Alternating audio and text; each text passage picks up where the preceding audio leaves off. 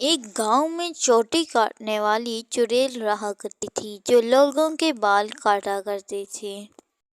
रात के वक्त अपने बालों को छुपा कर सोया करो। तुम्हें मालूम नहीं है कि गांव में बाल काटने वाली चुड़ैल आ गई है जो लोगों के बाल काटती है।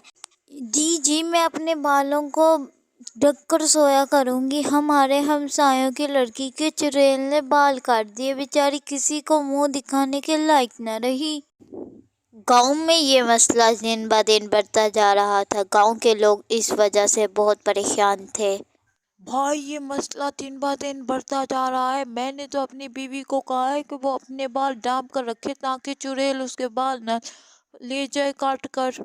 भाई तू ठीक कह रहा है। मेरे घर के सामने जो लोग रहते थे ना, उनकी बेटी के एक चुड़ैल ने बाल काट दिए। बेचारी किसी को मुंह दिखाने के लायक नहीं रही। मैंने भी अपनी बीवी को कहा है कि वो अपने बाल ढांप कर रखा करे। गांव के सब लोग होशियार हो गए। चुड़ैल को उसके शिकार कम मिलने लगे। अब चुड़ैल कहीं न कहीं से बहुत मुश्किल से एक शिकार दिन का ढूंढा करती थी।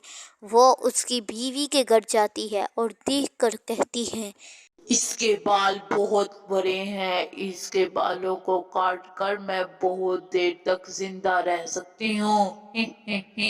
ऐसे ही वो चुड़ैल उसकी बीवी के बालों को काटने लगती है तो उसकी बीवी नींद से जाग जाती है। चुड़ैल उसकी बीवी को देखकर वहां से जाने लगती है। उसकी चोटी में आग लग जाती है। चुड़ैल बहुत बड़बड़ाती है, नहीं नहीं, ऐसा नहीं हो सकता। मेरी चोटी में आग कहाँ से लग गया, अब मैं मर जाऊंगी। चुड़ैल की चोटी में आग लगने की वजह से चुड़ैल मर जाती है और गांव की सारी औरतों के पास उनके बाल फिर आ जाते हैं।